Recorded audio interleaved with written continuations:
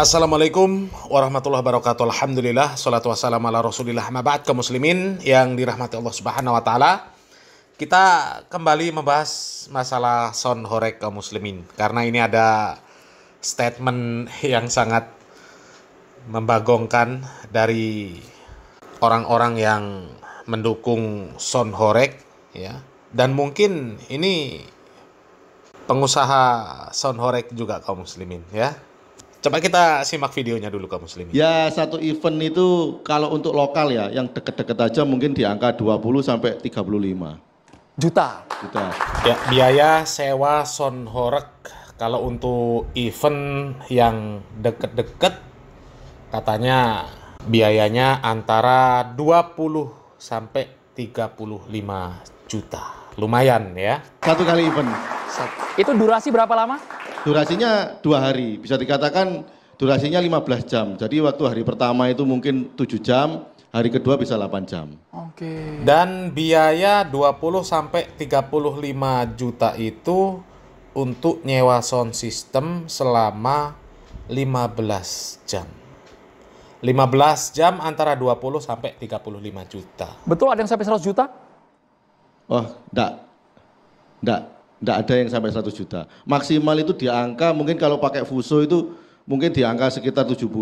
Yang bayar satu orang atau mungkin satu RT ini? Satu RT, karena urunan. Ini. Oh, jadi anggaran 20 sampai 35 juta itu kalau sound horeg ukuran kecil. Mungkin untuk mobil-mobil canter ya. Atau yang seukuran. Kalau untuk puso itu sampai 70 juta ternyata. Ya, 70 juta itu untuk yang deket-deket. Kalau jauh ya tentu beda lagi ya, sampai 70 juta. Dan dananya itu dari patungan ya, ditarik kolektif di masyarakat oleh RT atau apa katanya RT tadi ya. Jadi budaya urunan, budaya masyarakat, iya patungan. Jadi masyarakat ini dalam mendatangkan kami ini sudah melalui musyawarah atau mufakat, mulai dari tingkat RT, RW kemudian desa, seperti itu. Ya itu berarti RT, terus RW-nya, desanya, atau mungkin bahkan kecamatannya ya, yang menjabat orang-orang ongok, ya orang-orang SDM rendah ya. Kok mau-maunya mengeluarkan dana sebanyak itu untuk nyewa sound horeg? Parah, kayak nggak ada kerjaan lain ya. Ya daripada narik dana untuk nyewa sound horeg, ya mending dananya untuk membantu masyarakat yang miskin ya.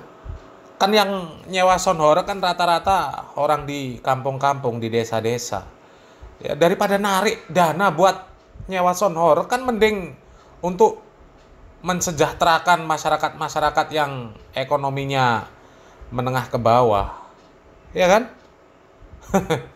Ya nanti kan lama-lama masyarakatnya bisa makmur semua gitu loh ya. Daripada untuk nyewa sound horeg nambah-nambahi perkara dosa ya. Di sini kan cuma jogetan. Apalagi kalau nggak jogetan ngumbar aurat tok wis. Tapi selama menjalankan usaha ini pernah tidak ada orang yang komplain merasa dirugikan, Mas? Ya, yang komplain itu menurut saya yang tidak tahu realita yang terjadi di lapangan, seperti itu. Karena kan sound horeg ini adanya di desa. Kalau di kota kan nggak mungkin kita menyediakan sound horeg di kota karena jalannya terlalu sempit. Loh, ya ta? Di desa, ya, bukan di kota. Masyarakat desa itu kan banyak yang maaf ya terbelakang lah secara ekonominya, ya kan banyak, ya.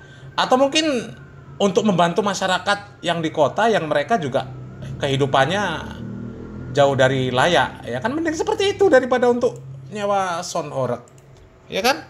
Lebih bermanfaat. Yang komplain yang tidak tahu hiburan. Yang tidak tahu realita terjadi di lapangan. Jadi sound horeg ini memang sekarang kan selalu negatif di mata masyarakat karena masyarakat itu menilai dari sosial media saja. Betul. Tidak tahu padahal kalau ada kegiatan apa di masyarakat sound horeg ya khususnya itu dari ada HTM-nya, parkir itu digunakan untuk sosial.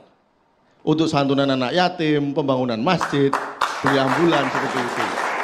Jadi tidak pure orientasi keuntungan buat mas mata gitu Mas ya? Oh tidak. Ini kalau orang-orang SDM rendah ya, para pendukung sound horeg Ini pasti langsung, wah, manggut-manggut, mantuk-mantuk. Ya. Iya, bener ini. Yang komplain itu orang yang tidak tahu realita di lapangan. Lah dikira video-video yang beredar di media itu nggak sesuai dengan aslinya, nggak sesuai dengan realita. Ini logika macam apa? Logika macam apa? Wong jelas-jelas video yang beredar itu menunjukkan yang namanya acara-acara sound horeg itu, muter musik sampai horeg. Ada genteng rumah orang sampai runtuh, kaca jendela orang sampai hancur. Ya. Bahkan banyak memperlihatkan orang-orang itu sampai nutup telinga, saking suaranya ini. Horegnya luar biasa, suaranya kencengnya luar biasa.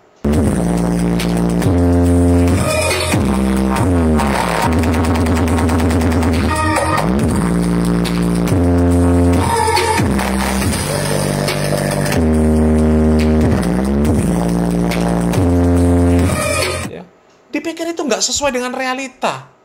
Padahal video-videonya beredar itu banyak. Masa nggak sesuai realita itu? Ya. Belum lagi yang joget pargoy. Ya, pakaiannya yes. Kalau bahasa Ikdam bahasa mereka mengatakan ora patek kelamben lah, ya, ora patek kelamben, ora patek celonoan lah, gak pokroh sing jelas. Itu kan videonya banyak. Ya. Nggak sesuai dengan realita gimana. Itu kan secara visual sudah jelas-jelas itu melanggar syariat. Kok masih berusaha menegakkan benang basah? Dan semua itu kan diakui sama gus-gusan kalau acara sound horeg itu seperti itu. Ya kan diakui sama Ikdam, diakui. Ya. Ya banyak lah sebenarnya diakui. Acara-acara sound horeg itu banyak yang nggak bener itu diakui. Kok masih berusaha membela, ya? Ditambah lagi, astagfirullah, ini kami nggak habis pikir di luar Nurul. Ya, logika macam apa sih yang mereka pakai?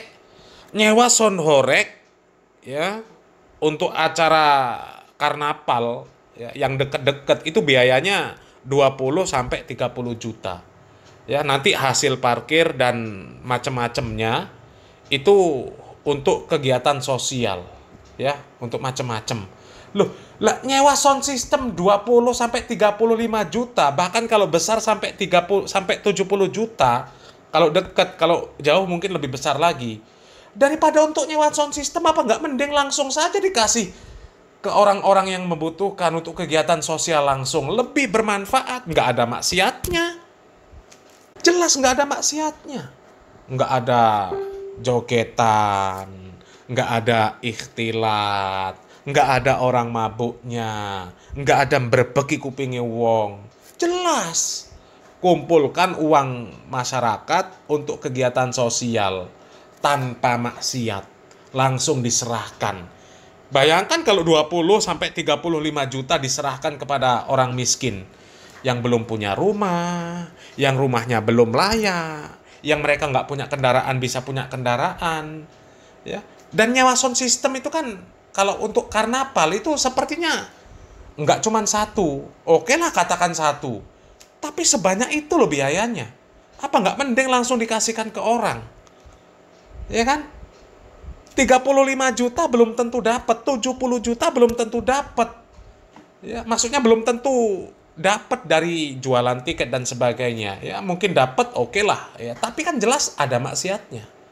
Sementara kalau langsung ngumpulkan uang masyarakat untuk kegiatan sosial, apakah setahun sekali, apakah setahun 2 kali, itu kan luar biasa. Setahun sekali 35 juta untuk mengangkat masyarakat, loh luar biasa, ya luar biasa. Ngapain pakai acara sound horeg yang jelas ada maksiatnya? Itu kan logikanya kan seperti itu. Ya kalau 70 juta untuk beli ambulan sudah dapat 1 unit. Ya, sudah dapat 1 unit itu. Ya. Coba logika macam apa yang mereka pakai? Ya, uang sudah ada. Tanpa maksiat, tinggal menyerahkan, pahalanya insya Allah full. Halalan thayyiban. Lah kok dibuat nyewa Son Horeg untuk mengumpulkan uang yang belum tentu juga dapat segitu. Ya, belum tentu dapat 35 sampai 70 juta, belum tentu. Ya, kalaupun dapat itu sudah jelas dari hasil maksiat. Ini kan logika macam apa yang dipakai? Ya. Dan yang mengherankan yang seperti ini kok gus-gusan masih ada yang bela. Na'udzubillah min dzalik, sampai si gondrong rambutnya udah putih semua. Ya, kok sampai para ulama yang mengharamkan Son Horeg, para ulama Bahsul Masail, disuruh datang di acara Son Horeg, disuruh duduk dengarkan, lihat acara Son Horeg yang jelas-jelas penuh dengan kemaksiatan. Ini logika macam apa yang dipakai gus-gusan yang seperti itu? Ya tapi nggak mengherankan juga, wong muafik Nabi saja dibilang rembes kok. Masa kecil Nabi kalau di Mekah ada jambu ikut nyolong jambu juga katanya. Nabi saja di seperti itu kan, apalagi Son Horeg. Ya kami ya nggak heran lah ada orang-orang seperti si munafik, seperti gus-gusan yang membela Son Horeg, kiai-kiai yang membela Son Horeg. Yang kami herankan kok orang-orang seperti itu diikuti. Itu ya Allah, luar biasa. Ya.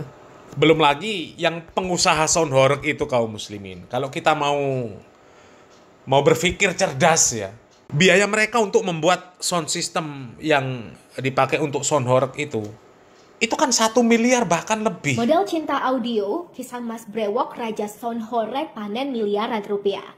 Fenomena sound system keliling alias Son Horeg kini bukan sekedar hiburan kampung yang ramai saat hajatan. Di tangan Mas Brewok, gaya hiburan rakyat ini menjelma jadi bisnis menggiurkan dengan nilai fantastis. Pria asal Jawa Timur itu jadi buah bibir lantaran berani tanam investasi miliaran rupiah hanya untuk 1 unit truk audio keliling.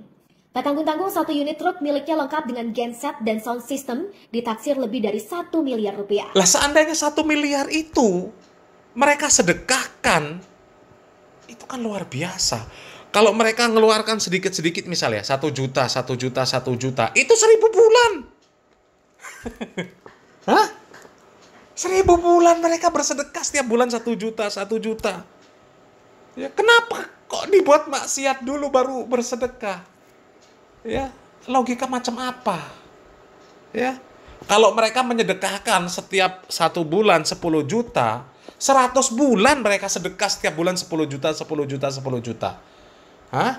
Kalau dibelikan ambulan, itu mungkin bisa membelikan ambulan untuk ya, desa kelurahan di 1 kecamatan. Mungkin sik turah-turah. Ya. Iya, mungkin sik turah-turah. Kan nggak semua desa nggak punya ambulan. Ya.